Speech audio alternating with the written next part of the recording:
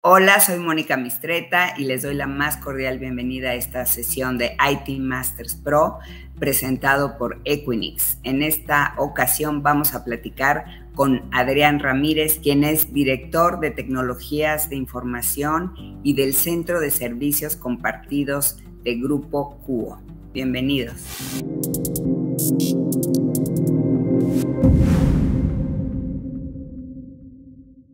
Hola Adrián, bienvenido. Es un gusto para mí platicar contigo hoy.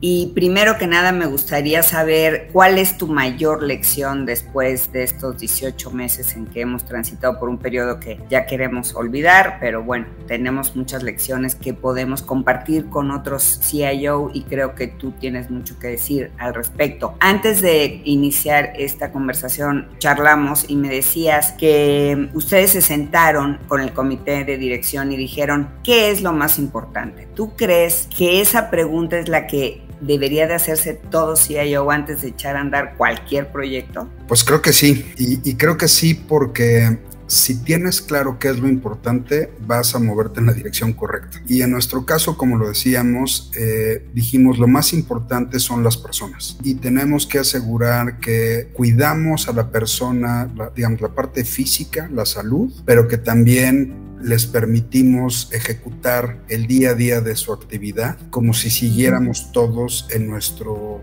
lugar tradicional de trabajo. Y ese fue el objetivo. Entonces, las decisiones que tomamos siempre y que hemos seguido tomando siempre han tenido como driver el cuidado de las personas. Desde asegurar que tenían el espacio necesario en cada uno de los sitios para realizar su trabajo, que tenían el equipo de protección personal y las instalaciones, tenían las condiciones tanto marcadas por la autoridad como aquellas que nosotros consideramos adicionales que era importante que tuvieran, como para quien estaba en remoto, que pudiera tener el espacio, el tiempo, los materiales, las herramientas necesarias para poder desempeñar su trabajo, ¿no? Desde temas de ergonomía y trabajamos mucho en comunicarle a todo el personal que estaba en remoto tips de cómo funcionar mejor en remoto, la iluminación, la posición, la hidratación, cuánto tiempo sentado. Hemos dado entrenamiento a la gente para decir, pues las reuniones que antes eran de 1 hora, tenlas de 50 minutos para que te puedas parar, estirar las piernas, cuida el horario de comida, no comas enfrente de la computadora. Entonces hemos cuidado eso, hemos asegurado que todo mundo pueda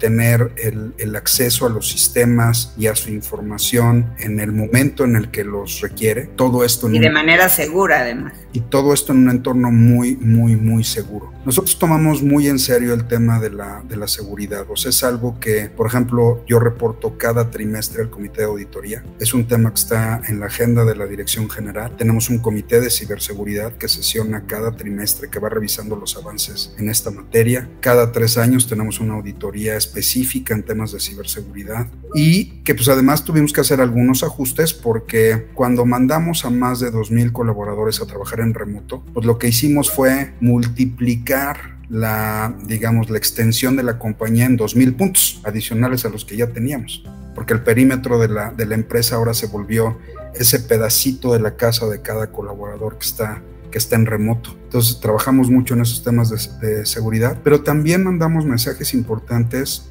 respecto de la tolerancia, ¿no? O sea, que no pasa nada si ladra el perro, si suena el timbre, si entra el niño a decir hola a una junta, porque pues al final invadimos el espacio personal para poder, sí, desde luego cuidar a las personas, pero pues a veces puede ser que un colaborador tenga su computadora conectada en la sala o en el comedor, ¿no? O sea, porque no tiene un espacio específico para poder trabajar y pues también lo comparte y compite con el resto de las personas con las que conviven en su casa. Entonces, este concepto de tolerancia también era crítico. Entonces, por eso no nos equivocamos. Siempre lo más importante, y lo dijimos desde el principio, son las personas. Y además era natural que en la medida en la que había una preocupación genuina por cada colaborador de la compañía, el colaborador lo iba a agradecer e iba a reaccionar en ese mismo nivel. Entonces, hoy afortunadamente no hemos tenido ninguna disrupción que lamentar, más allá de las normales, que cayó un rayo, que hubo un trascabo, que, en fin, en la operación. O sea, todos los negocios han podido operar sin ningún problema, a pesar de que no toda la gente está en su lugar tradicional de trabajo. Y en ese sentido, ¿qué función tuvo el hecho de que tú ya estabas desde hace mucho tiempo en la nube, que había pues ciertas capacidades de interconexión y de redes privadas virtuales, y además implementaste otros mecanismos de acceso, en fin? ¿Qué hay de esta parte de la infraestructura, que a veces no es lo más sexy, pero que finalmente sin eso nada de lo que hablaste antes hubiera podido ser posible? Correcto. Mira, yo creo que podría decirlo en palabras de nuestro director general: hemos hecho las inversiones correctas en el tiempo, que nos permitieron poder hacer frente a un reto que nadie se imaginaba, como era la pandemia, y tener que trabajar en este modo, digamos, mixto para nosotros, porque las plantas no dejaron de operar, entonces había gente en las plantas y había gente en remoto, y no solamente permitir que cada persona pudiera desempeñar sus funciones respecto del rol que tiene definido, sino que pudiera seguir colaborando con personas de la compañía que estaban probablemente en la planta donde él trabajaba, pero también algo que surgió derivado de este modo de trabajo digital es que te permitió interactuar con personas que típicamente en el modelo tradicional no hubieras interactuado. O sea, extendimos nuestra capacidad de colaboración. Entonces, hoy es súper fácil de repente tener a gente que está en Mérida, en Querétaro, en Altamira, en Estados Unidos y en España, en una sesión por Teams, dándole un clic o poniéndote de acuerdo y programando la sesión para el día siguiente. Antes, pues había que ir a una sala de videoconferencia, te ponías de acuerdo, enviabas un correo. Hoy ya todo el mundo está acostumbrado a hacerlo, digamos, natural. Entonces se confirma que las inversiones nos permitieron estar listos para este momento, pero que además pues los negocios pudieron operar, pero además pudieron seguir mejorando y transformándose. Y en esa transformación, tú me decías hace rato que hubo algunos proyectos muy, muy particulares que surgieron de esta necesidad de transformación rápida, ¿no? ¿Podrías mencionarlos? Claro. Nosotros dividimos los proyectos durante la pandemia para decidir cómo ejecutarlos en bloques. El primero eran proyectos de cumplimiento. Cualquier cosa que fuera un requerimiento de la autoridad o que fuera un requerimiento de cliente, había que atenderlo. Entonces, por ejemplo, ahí está toda la actividad alrededor de la reforma de outsourcing o de temas ahora se llama carta aporte. Todos esos requerimientos de autoridad y cliente se han ejecutado. Por otro lado, dijimos aquellos proyectos que nos traigan un retorno inmediato. Y para nosotros inmediato en este modo, digamos, pandemia, no era algo que nos diera beneficios en 18 o 24 meses, sino que nos diera beneficios en 3 meses. Y ahí, por poner algunos ejemplos, en uno de los desarrollos del grupo, que es Puntamita, era importante el poder habilitar una plataforma para poder rentar propiedades. Una plataforma que, sin llegar al nivel de Airbnb, sí permitiera mostrar las propiedades, capturar la información de quien quisiera rentar y ponernos en contacto y ejecutar la transacción. Entonces, esto se tuvo que habilitar en 3 semanas. A las 4 semanas ya había el primer visitante a la plataforma, ¿no? Pero son de esos ejemplos donde hubo que hacer algo muy rápido y que luego vas perfeccionando y vas ampliando funcionalidad y demás, pero para poder responder a una demanda evidente del mercado derivado de la pandemia, porque Puntamita se convirtió en un referente para poder pasar la pandemia de manera segura, ¿no? Pero de la misma forma en el negocio de cerdo y un poco en esta situación de baja movilidad y que todo el mundo se trataba de cuidar, el cómo poder entregar carne de cerdo a domicilio. Entonces el negocio ya venía trabajando en un piloto, ya tenían incluso a las personas con sus motos y que entregaban. Dijeron, ¿cómo lo hacemos ahora para capturar los pedidos? Entonces rápidamente hubo que habilitar un número, un 800 o el número 800 para poder capturar los pedidos, que alguien los recibiera, que dependiendo de la zona en la que llamara la persona pudiera entregarla al expendio o la tienda más cercana a ese domicilio, para no perder la oportunidad, que se hicieran los pedidos precisos, o sea que no hubiera errores en la entrega o en el levantamiento, y que además si alguien quería un portal o una app para pedirlos, pues también tuviera esa alternativa. Entonces trabajamos en eso con el negocio, también en cuestión de semanas, para poderlo tener listo y aprovechar este boom que ha tenido el comercio electrónico y lo que es la entrega de comida a domicilio, ¿no? pero a la vez, y que sería, digamos, el otro bloque, bueno, luego teníamos los otros proyectos que tienen, digamos, el retorno tradicional, que tienen un ciclo de evaluación y de aprobación normal en la compañía, y pues en esos, hoy, por ejemplo, estamos habilitando un warehouse management en un nuevo almacén en Estados Unidos para uno de los negocios, pero bueno, ese forma parte de nuestro track y portafolio, digamos, anual de proyectos, ¿no? Pero aún en esta situación no quisimos dejar de lado el trabajar en proyectos más innovadores, y más innovadores significa atacar problemas viejos o nuevos de negocio que no hubiesen sido resueltos por alguna razón, y tratar de resolverlos aplicando, por un lado, design thinking, es decir, implicaba traer a los clientes de esa iniciativa y discutir con ellos y entender por un lado el problema y por otro lado encontrar la solución, y además tratar de utilizar este tipo de nuevas tecnologías, ¿no? Que van desde impresión 3D, machine learning, inteligencia artificial, analítica avanzada, realidad virtual, mixta, en fin.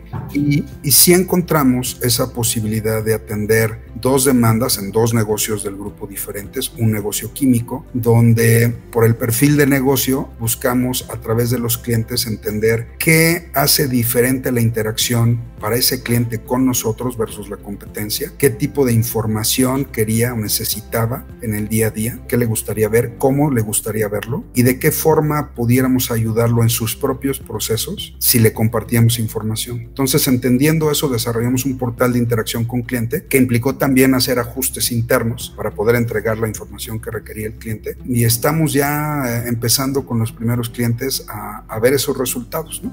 Y que van a marcar una diferencia en esa relación que tenemos cliente-proveedor. Y por otro lado, en otro de los negocios que tenía que ver con analizar el comportamiento del mercado, este es en el negocio de refacciones, y entender con base en la información de mercado y la que nosotros tenemos, qué es lo que debemos tener listo y dónde lo debemos tener. Trabajamos en una plataforma que le permite al negocio analizar muchísima información en un nivel muy pulverizado de qué se va a requerir y dónde se va a requerir, qué tipo de refacciones y en dónde, cuándo, a través del uso de inteligencia artificial y machine learning, donde por la cantidad de trabajo que esto implicaba, pues el negocio probablemente podría hacer esto 2, 3, 4 veces al año, y en realidad hoy pues lo podrían hacer 3 o 4 veces a la semana si quisieran, ¿no? Y con un nivel de precisión bastante alto en el tipo de respuestas que está dando la plataforma. Entonces eso te permite pues empezar a ver el negocio de manera diferente y tomar decisiones de manera diferente. Entonces estos son los proyectos de ese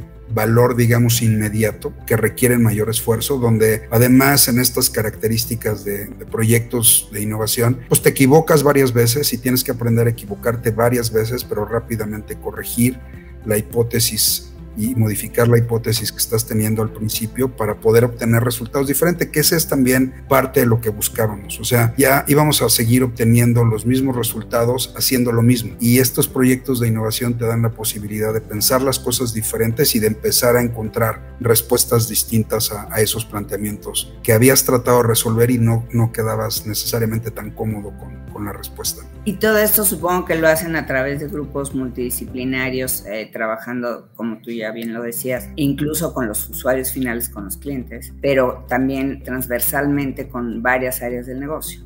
Correcto. De hecho, parte de la regla que tenemos es que en esos proyectos sí o sí debe ser un grupo multidisciplinario, o sea, con gente del propio negocio, con cliente, a veces con proveedores, y eventualmente, que esa es una de las grandes ventajas y de las cosas más bonitas que tiene este grupo, con gente de otras empresas que está haciendo lo mismo que tú, donde no importa que uno esté en el negocio porcícola y otro esté en el negocio automotriz, hay muchas cosas que son comunes y experiencias que puedes compartir, y eso es parte de lo que también hemos provocado y también ha traído resultados muy interesantes. Y en este actuar rápido, equivocarse rápido, en fin, para hacer estas pruebas piloto, la nube ha sido importante. Tú también platicábamos hace rato que ustedes son convencidos de que los data centers serán eventualmente parte de nubes que se manejarán de forma independiente al cliente o a la empresa, para que cada quien se dedique a lo que debe dedicarse, y que ustedes desde hace 8 años han invertido en plataformas de nube. Entonces, viéndolo hacia el futuro, supongo que seguirán en este sentido y que el hecho de tener nubes les permiten hacer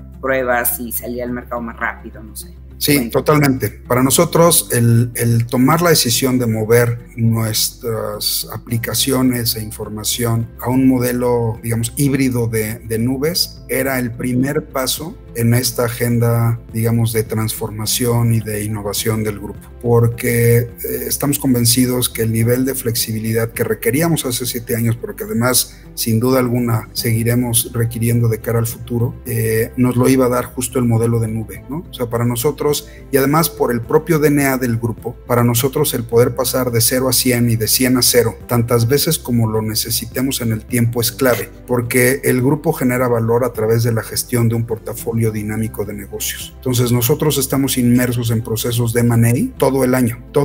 Entonces necesitamos ese nivel de flexibilidad para poder incorporar o desincorporar empresas, hacer fusiones, decisiones, poder responder a un negocio que está creciendo orgánicamente y de repente tiene que decrecer y hacer el ajuste correspondiente. Entonces ese modelo solo se da si en realidad tienes lo más cercano posible a un modelo de nube, tanto en infraestructura como en otros temas, ¿no? Entonces, por eso estamos más que convencidos de la nube como principio de nuestra transformación y de nuestra, digamos, en este camino de evolución en la parte digital. Y por otro lado, pues sí, desde luego, este tema del centro de datos lo vemos justo como una tarea, digamos, extremadamente importante en la óptica del negocio, porque es el lugar donde resguardas tus aplicaciones de misión crítica y tus datos más sensibles, pero por otro lado, en nuestro caso al menos y en nuestra estrategia, no lo veíamos como una actividad que debiéramos ejecutar nosotros, porque en ese terreno las inversiones y el nivel de especialidad pensamos que hay alguien que lo puede hacer mejor que nosotros, y parte de nuestra estrategia es asegurarnos que jugamos con los mejores y que justo la unión de los mejores es lo que nos va dando pues mayores ventajas. Pues muchísimas gracias, Adrián, ha sido un placer platicar contigo, muchas felicidades por todos estos logros y espero que sea la primera de varias también, porque estos nuevos proyectos en donde estás usando inteligencia artificial, machine learning, las interacciones con los clientes, saber qué nivel de información requieren, una estrategia omnicanal en donde la experiencia del cliente es súper importante. Espero que pronto nos tengas ya algunos de los beneficios concretos de estos 2 proyectos en marcha, y de verdad, gracias por el privilegio de platicar hoy. Al contrario, muchas gracias. Como siempre, un gusto verte. Gracias, Adrián, y muchas gracias a toda la audiencia por haberse conectado, y nos vemos en otra de estas sesiones de IT Masters Pro, en esta ocasión que llega hasta ustedes por cortesía de Equinix.